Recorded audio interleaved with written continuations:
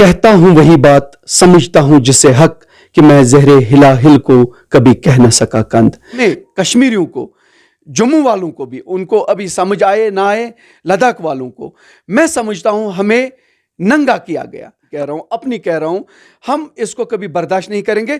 और ये हमें कॉन्स्टिट्यूशन ने दिया था, हमने कोई 370 और 35A कहीं खुद नहीं आया था। यहाँ के जितने भी पॉलिटिशियन है वो खुद मुलवस है इसमें। जो यहाँ के प्राइम मिनिस्टर है इंडिया के, उन्होंने बोला है कि हम स्टेटहुड देंगे, वो उन्होंने कमिटमेंट की है। उन्होंने कहा था मैनिफेस्टो में कि रिवोक करेंगे 370 और उन्होंने किया। उन्होंने कहा था कि राम मंदिर बनेगा और वो बन गया। आपको नहीं लगता कि बीजेपी जो कहती है वही करती है और हमारी जो लोकल पार्टीज़ है वो अभी भी लोगों को बेवकूफ़ बनाती जा रही है? अस्सलाम वालेकुम नाजरीन, मैं हूं मलिक ज़हूर और आप देख रहे हैं जेके न्यूज़ आवर। नाजरीन, आज हमारा एक और प्रोग्राम शुरू हो रहा है जिसमें हम किसी न किसी शख्सियत को पकड़कर कुछ सवालात पूछते हैं और उनके जवाबात उनसे लेते हैं, उनके ओपिनियंस जानते हैं। प्रोग्राम शुरू करने से पहले कि तफली देखी शबाब देखा हमने, तफली देखी शबाब देखा हमने, धरती को हुबाब आब देखा हमने, जब आँख हुई बंद और ये नुत्फ़ा खुला, जो कुछ देखा ख्वाब देखा हमने। नाजरीन, ये कपलेट जो है या बंद जिसे कहेंगे, एक बहुत डीप मीनिंग रखता है, बहुत गहरी मीनिंग रखता है, गहरी सोच रखता है। इनका कहने का मुफाद ये है कि दुनिया में जो कुछ भी है एक शराब है, एक धोखा है। जम्मू कश्मीर के हवाले से अगर बात करें, काफ़ी सारे यूथ सामने आ रहे हैं अपना चेहरा लेकर, कहीं ना कहीं कोई पॉलिटिकल पार्टी ज्वाइन करने के लिए, कहीं ना कहीं पॉलिटिकल प्रोसेस में पार्टिसिपेट करने के लिए। मेजॉरिटी देखा जाए तो बीजेपी के आ रहे हैं, कांग्रेस का तो नज़र नहीं आ रहा कोई भी, बाकी JKAP के आ रहे। लेकिन इस ज़मन में हम लीडरशिप की बात नहीं करेंगे। हम इस सिलसिले में जो प्रेजेंट सिचुएशन है जम्मू कश्मीर की, इसके हवाले से हमारे साथ एक सोशल एक्टिविस्ट जुड़े हुए हैं, इंजीनियर मुज़फ़्फ़र साहब। इनसे जानते हैं इनके ख़यालात जम्मू कश्मीर के हवाले से। मुज़फ़्फ़र साहब, अस्सलाम वालेकुम, आपका खैर मक़दम है हमारे प्रोग्राम में। अस्सलाम वालेकुम। वालेकुम सलाम। मोहतरम, चूँकि आपका नाम काफ़ी सुर्खियों में रहता है, हमने देखा है कि न्यूज़ में भी आता है, कहीं ना कहीं जहाँ आप ना भी चाहे तो आपका नाम आ ही जाता है किसी न किसी बयान की वजह से। जम्मू कश्मीर के हवाले से अगर बात करें, दफ़ा 370 हुए, ख़त्म हुए, 2 साल से ज़्यादा हो चुके हैं, कहीं कोई पॉलिटिकल लीडर की कोई रिएक्शन नहीं। अब अगर रिएक्शन हो रही है सिर्फ एक चीज़ पे, वो है कि स्टेटहुड वापस दिया जाए। कैसे देखते हैं आप इस चीज़ को? देखिए, आपका भी बहुत बहुत शुक्रिया। आप वक्तन फ़वक्तन मुझे अपनी बात रखने को मतलब टाइम देते हैं, तो और मेरी बात हायर अथॉरिटीज़ तक पहुंचा देते हैं। तो मेरा ये मानना है कि हमेशा मैंने अवाम की बात की है, गरीब लोगों की बात की है, और मैं ये कहता हूँ वही बात, समझता हूँ जिसे हक, कि मैं ज़हरे हिला हिल को कभी कह न सका कंद। चाहे किसी को क्या गवारा लगे, मैं सच बोल देता हूँ। अब बात रही J&K की। देखिए, हर कोई जानता है कि ये जो 370 35A ये एब्रोगेशन कैसे हुआ। ये एक अनडेमोक्रेटिकल हुआ, ये इलीगली हुआ, इसका कोई कुछ नहीं है, गुंडागर्दी पे हुआ है। तो अब यहाँ का जो पॉलिटिकल सिस्टम है वो सारा ठप होके रह चुका है। उसका भी एक कारण है, क्योंकि जब वो लोग खुद सही नहीं थे तो कैसे वो बोल पाएंगे। अभी भी आप देखिए, 3 साल हो गए हैं। 5 अगस्त 2019 में ये एब्रोगेशन किया गया आर्टिकल 370 और 35A को। तो 3 साल में आप देखिए, चाहे वो उनको अरेस्ट किया गया या और कुछ, जब से वो अब रिहा हो चुके हैं, आज तक कोई बयान नहीं आया खुलकर। वो ये नहीं कहते हैं कि 370 पे क्या करना है, सिर्फ सुप्रीम कोर्ट दिखाते हैं, क्योंकि उनको पता है जो कॉमन पीपल है वो मेरे ख्याल से उसी हिसाब से अभी भी बेवकूफ़ है। लेकिन जहाँ तक मेरा ख्याल है, अब लोग उतने बेवकूफ़ नहीं है कि फिर से वो बेवकूफ़ बने।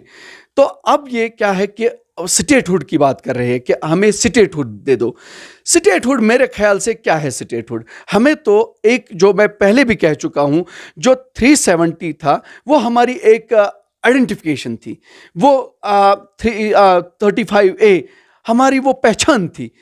मैं ये मानता हूं कि हमें कश्मीरियों को, जम्मू वालों को भी, उनको अभी समझ आए ना आए, लद्दाख वालों को, मैं समझता हूं हमें नंगा किया गया, कपड़ों के बगैर छोड़ा गया। ये हमारे साथ दुर्गत हुआ है। मैं अपनी जात की कह रहा हूं, अपनी कह रहा हूं, हम इसको कभी बर्दाश्त नहीं करेंगे और ना कभी दिलो दिमाग से ये जाएगा कि हमारा जो ये आईने हिंद ने हमें दिया था, ये हमें कॉन्स्टिट्यूशन ने दिया था, हमने कोई 370 और 35A कहीं खुद नहीं आया था, ये हमें किसी पार्टी नहीं दिया था, ये किसी पार्टी ने नहीं दिया था, ये इंडिया के डेमोक्रेसी ने दिया था हमें, ये इंडिया के कॉन्स्टिट्यूशन ने हमें दिया था कि जो आर्टिकल 370 और 35A है, और इसको अब गलत तरीके से हटाया गया।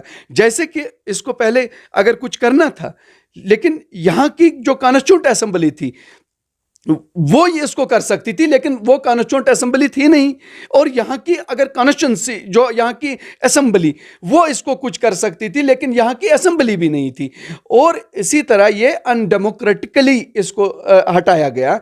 तो मैं चाहता हूँ यहाँ किसी एक फर्द बशर को भी एतमाद में नहीं लिया गया। तो अब मैं बात कर रहा हूँ यहाँ के जो पॉलिटिशियन हमारे हैं, यहाँ के जितने भी पॉलिटिशियन हैं वो खुद मुलवस है इसमें, तो वो कैसे बात कर पाएंगे?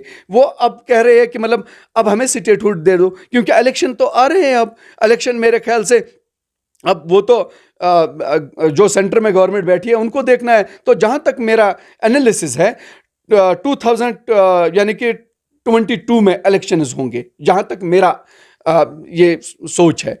तो ये अब उसी हिसाब से देख रहे हैं कि अगर स्टेटहुड नहीं आएगा तो हमारा कोई वैल्यू ही नहीं है, तो इसीलिए ये चाहते हैं कि पहले स्टेटहुड हो। लेकिन स्टेटहुड में भी अमित शाह जी ने, जो हमारे गृह मंत्री है, जो यहाँ के प्राइम मिनिस्टर है इंडिया के, उन्होंने बोला है कि हम स्टेटहुड देंगे, वो उन्होंने कमिटमेंट की है। लेकिन उन्होंने साथ में ये बोला है कि जब तक हालात ठीक ना हो जाए, तो इसका मतलब अगर हालात ठीक नहीं होंगे तो इसका मतलब स्टेटहुड नहीं आएगा। ये खाली फिर मेरे ख्याल से वही जो उसको हम बोलते हैं कश्मीरी में नाबद फुल असस मस्ताउन, यानी कि इन्होंने टॉफी हमारे मुंह में रखी है फिर। तो मुज़फ़्फ़र साहब, नाज़रीन आपको ये बता दूं कि मुज़फ़्फ़र साहब किसी नाम के मोहताज नहीं है, एक सोशल एक्टिविस्ट है, साथ ही साथ पॉलिटिकल एनालाइज़र भी है। मुज़फ़्फ़र साहब, बात करेंगे जैसे कि हमारी रीजनल पार्टीज़ है, चाहे नेशनल कॉन्फ्रेंस हो, चाहे PDP हो, जम्मू कश्मीर अपनी पार्टी हो या कोई और हो, आपको नहीं लगता कि बीजेपी जो पॉलिटिकल पार्टी है, जो उन्होंने एजेंडा रखा उस हिसाब से उन्होंने वही किया, तो दैट्स अ सॉलिड पार्टी? वो अपने बोले हुए पे, कहे हुए पे वही कर रही है जो कहती है। उन्होंने कहा था मैनिफेस्टो में कि रिवोक करेंगे 370 और उन्होंने किया। उन्होंने कहा था कि राम मंदिर बनेगा और वो बन गया। आपको नहीं लगता कि बीजेपी जो कहती है वही करती है, और हमारी जो लोकल पार्टीज़ है वो अभी भी लोगों को बेवकूफ़ बनाती जा रही है? नहीं, देखिए, करना ना करना तो अलग बात है।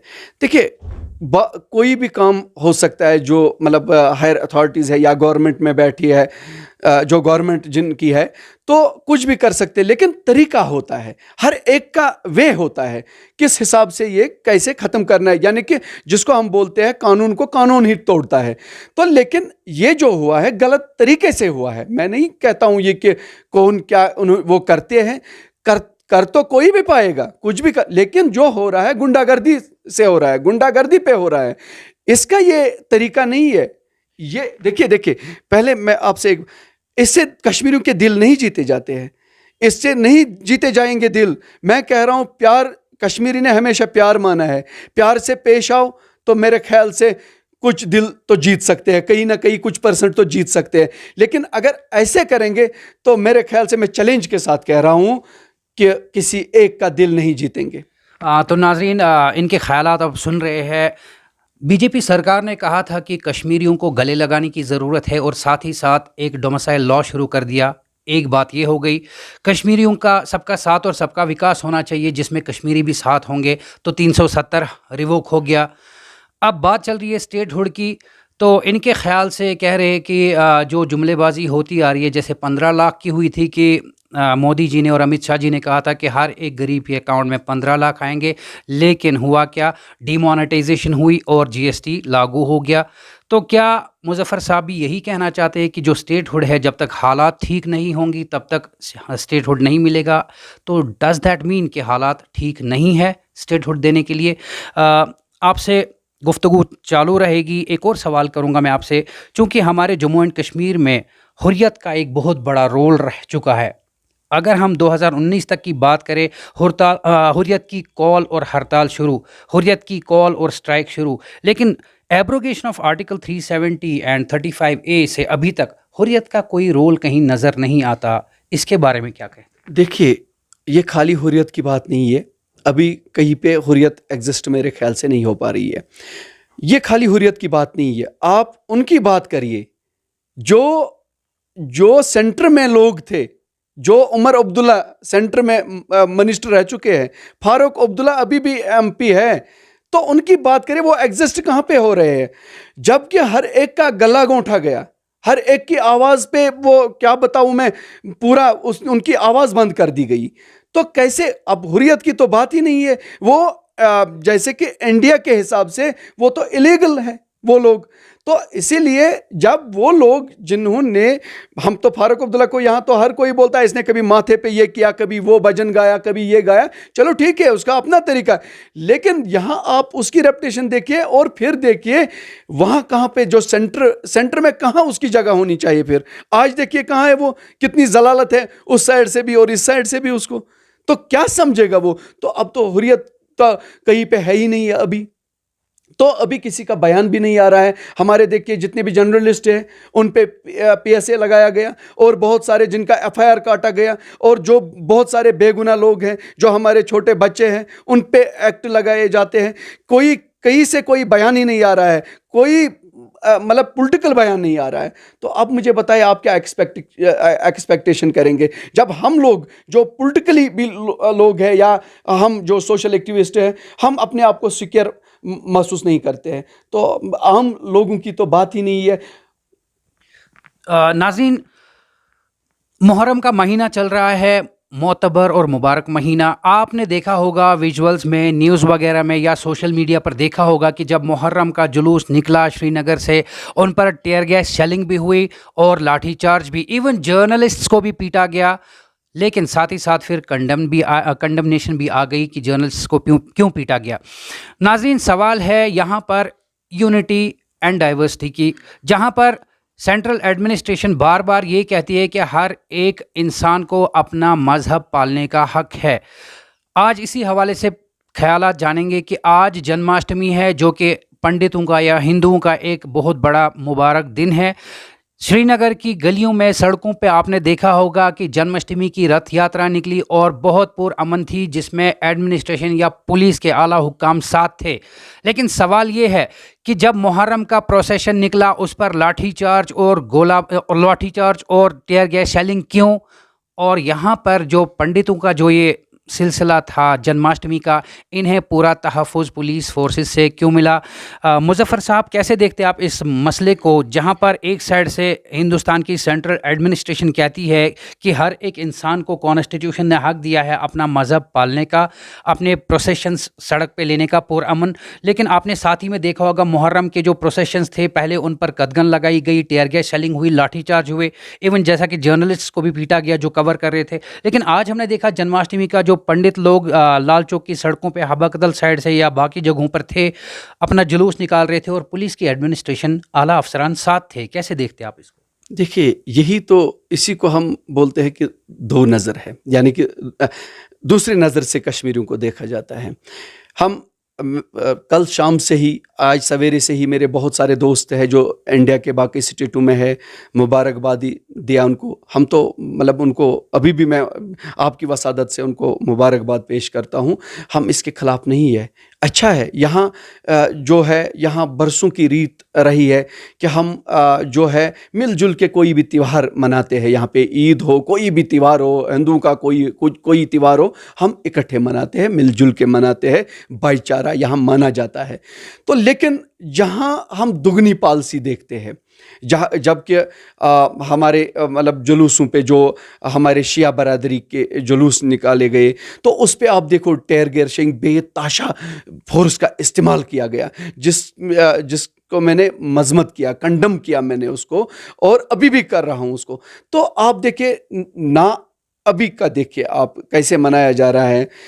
तो आप देखिए कई प्रोटोकॉल का कई या एसओपीज का कोई फॉलो नहीं हो रहा है। तो उस टाइम और इस टाइम आप देखिए, इस टाइम कैसे इनके पास इन्होंने सिक्योरिटी रखी गई है, इनके साथ छेड़ा नहीं गया है। और अभी कहाँ गया कोरोना, अभी कहाँ गई थर्ड वेव, अभी आप मुझे बताइए। ये भी वैसे ही है, वहाँ देखना है पब्लिक गैदरिंग उस टाइम भी थी, आज भी है। आप देखिए अब फर्क कितना है, वो आप मीडिया वाले भी खुद देख सकते हैं। और कश्मीरियों की नजरों से अगर आप देखेंगे, ऐसे ही तो ज्यादा जो है नफरत बढ़ जाती है। मैं इसीलिए समझता हूं कि इन चीजों को हमें तर्क करना चाहिए और एक ही नजर से हर एक जो जितने भी कंट्री के हमारे लोग हैं, इनको एक ही नजर से देखा जाना चाहिए कि ये नहीं कि ये कश्मीरी लोग हैं, ये दहशतगर्द हैं। ऐसा कुछ नहीं है, ऐसा मत कीजिए। ऐसे मेरे ख्याल से हारेंगे ये लोग, मैं चैलेंज के साथ कह रहा हूं, ऐसे इनकी हार होगी। और ये कोशिश करे प्यार मोहब्बत से हमारे पास आए। आप देखिए इन्होंने फिर जब हमारा जर्नलिस्ट एक पीटा गया, उसको बेतहाशा उसका कैमरा भी तोड़ा गया। मुझे अभी ये पता नहीं अब उसका कैमरा, मैं चाहता हूं उसकी ऐसी एक्शन होनी चाहिए। दिलबाग सिंह से मैं गुजारिश करना चाहूंगा, ऐसी एक्शन कि जिस किसी पुलिस अफसर ने वो किया, उसकी सैलरी से वो डिडक्ट होना चाहिए। उसको वैसा ही कैमरा जो उसके बाप ने उसको लाके दिया था, वैसा ही कैमरा उसको लाके दे दो, तब जाके मैं समझूंगा कहीं पे इंसाफ हो रहा है और कहीं पे दोगुनी पॉलिसी, दो नजरें नहीं है। तो मैं समझता हूं कि कल और आज में बहुत फर्क है, बहुत फर्क है। तो नाजरीन, ख्यालात सुन रहे आप social activist and political analyser engineer Muzaffar साहब की। बात चल रही है कि दोगली पॉलिसीज़ जो हो रही है, ऐसा क्यों? इनके कहने के हवाले से, और अगर जनरल व्यू देखा जाए पब्लिक का, abrogation of article 370 was illegal and unconstitutional. अब एक मुद्दा रखा जा रहा है कि सुप्रीम कोर्ट इसका फैसला करेगा, और साथ ही साथ एक मुद्दा है कि स्टेटहुड वापस मिलेगा। वो कब मिलेगा? जब कश्मीर में हालात नॉर्मल हो जाएंगे। और साथ ही साथ सवाल उठा था हुर्रियत पे, हुर्रियत के ज़ुबानों पर कदगन लगाई जा चुकी है। As per the Indian government they are illegal, they have no share at all in Jammu and Kashmir. और साथ ही साथ जो मुजफ्फर साहब ने बात की कि ये जो पॉलिसीज़ लेके आ रही है सेंट्रल एडमिनिस्ट्रेशन, एक साइड से कहती आ रही है कि कश्मीरियों को गले लगाने की ज़रूरत है, दूसरे साइड से दोगलापन, इससे कश्मीर में अगर बढ़ेगी तो वो सेंट्रल एडमिनिस्ट्रेशन के लिए नफ़रत बढ़ेगी और कुछ नहीं होगा। मुजफ्फर साहब, आखिरी मैसेज, एक इकलौती मैसेज मैं कहूँगा सबके लिए, क्योंकि जम्मू कश्मीर जो है एक कल्चर रिच स्टेट रही है। इसमें हिंदू भी है, इसमें पंडित भी है, इसमें सिख भी बरादरी है, इसमें मुसलमान भी है, और बहुत अच्छे से रह रहे थे सब लोग। हर एक त्यौहार, जैसे आपने अभी कहा, कि साथ साथ मिलकर मनाते थे, कोई फ़र्क महसूस नहीं करते थे। ईद पे पंडित लोग हमारे घर आते थे और हम लोग उनकी जो हेरत होती है या दशहरा होता है या बाकी चीज़ें होती है, हम मुबारकबाद पे जाते थे। इवन दावतों पे भी एक दूसरे के यहाँ जाते थे। एक मैसेज जिससे थोड़ा नफ़रत कम हो और एक दूसरे का फिर से मोहब्बत से एक दूसरे को गले लगाए, क्या किया जाए? देखिए ज़ोहर साहब, रोना आता है कि हमारा यहाँ का पूरा कल्चर, पूरा सिस्टम अलग था। तो ये जानबूझकर हमें डिवाइड किया गया। ये कैसे किया गया, ये भी हम कभी इस पे बहुत गहराई में जाके बात करेंगे। रोना आता है कि हम कश्मीरी माने जाते हैं अभी भी मेहमान नवाजी में। आप देखिए कहीं पे, जब पिछली बार कुछ साल पहले जब यात्रियों पे वो कुछ हमला हुआ था, तो यहाँ के जितने भी कश्मीरी थे वो वहाँ गए, उनको अपने घर में पनाह दिया। सैलाब के टाइम आप देखिए कश्मीरी का कई दुनिया में, मैं चैलेंज के साथ कह रहा हूँ, कई मुकाबला नहीं है जो मेहमान नवाजी में माना जाता है। और इसका दिल जो है ना बहुत नरम है, नाजुक है। ये वो सख्त दिल वाला इंसान नहीं है, लेकिन कहीं ना कहीं पे हमें जानबूझकर इसमें धकेला जाता है कि यहाँ भी डिवाइड हो। तो इसीलिए मैं चाहता हूँ हर एक भाई से, कश्मीरी भाई से, कश्मीरी पंडितों से मैं गुजारिश करना चाहूँगा कि वो ऐसे रहे, मिलजुल के रहे। कोई त्योहार, कोई मरे, कोई पैदा हो, तो ऐसे रहे आप हर समय पे, हर रास्ते पे, हर जगह पे आप दुनिया को दिखाइए हम वही कश्मीरी है जो आज से 50 साल पहले थे, 100 साल पहले थे, या आज से 10 साल पहले थे। हम वही कश्मीरी है। और मैं चैलेंज करता हूं, हम किसी से कम नहीं, हम कश्मीरी जो है ना, दिल रखते हैं हम दिल, तो हम अपने दिल में जगह देते हैं अजनबियों को, तो हम कैसे चाहेंगे कि किसी से हम नफरत करें? ऐसा हो नहीं सकता है। तो नाज़रीन, कश्मीर के कल्चर के हवाले से बात चलेगी तो कश्मीर का कल्चर जो है बहुत मशहूर है पूरी दुनिया में, बिरादरी के लिए और रिश्तेदारी के लिए ही नहीं बल्कि दोस्ती के लिए भी। हमने बहुत सारे टूरिस्ट से बात की जो काफ़ी खुश है यहाँ की हॉस्पिटैलिटी देखकर, और जिन्होंने ये भी क्लियरली कहा कि जो मीडिया में दिखाया जा रहा है कि कश्मीर ऐसा है, कश्मीर वैसा है, डराया जा रहा है, वैसा कुछ भी नहीं। इंजीनियर साहब की गुजारिश है सारे हिंदू, सिख, मुसलमान भाइयों से कि एकजुट होकर रहे। Do not fall prey to the hoaxes and do not fall prey to evil deeds, की जो डिवाइड करना चाहते हैं उनसे दूर रहे, एक साथ रहे, मिलजुल के रहे। इंशाल्लाह कहीं ना कहीं किसी और हस्ती को पकड़ेंगे, उनसे बात करेंगे। कुछ और भी कहना चाहेंगे मुजफ्फर साहब? तो इसके साथ और एक मैं लास्ट में कहना चाहता हूँ, the voice of people is the voice of God. और मेरी ये गुजारिश है लोगों से, help each other, work together to make the future bright and safe. Thank you. Very well said. आपने देखा कि काफ़ी निराश हो चुके हैं कि जो पॉलिसीज़ आ रही है, डिवीज़न हो रहे हैं, कम्युनिटी में फ्यूड पड़ रहे हैं, शिया सुन्नी, हिंदू मुस्लिम, ये लड़ाई झगड़े शुरू हो गए हैं। कोशिश यही रहेगी कि सारे मुसलमान, सिख, ईसाई हो या हिंदू हो, जो भी जम्मू कश्मीर में रहते थे आज से पहले 30 साल 40 साल पहले जो कल्चर था, उसी कल्चर को फिर से अडॉप्ट करें, एक दूसरे का साथ दे। तो अगर सबके साथ सबके विकास की बात करें तो जम्मू कश्मीर पहले से ही विकसित था और सबके साथ था, बस कुछ पॉलिटिकल इश्यूज़ की वजह से बिगड़ता जा रहा है जम्मू कश्मीर। मैं आपका मेज़बान मलिक ज़हूर, फिर कहीं ना कहीं मुलाकात होगी with camera person Malik Faizan.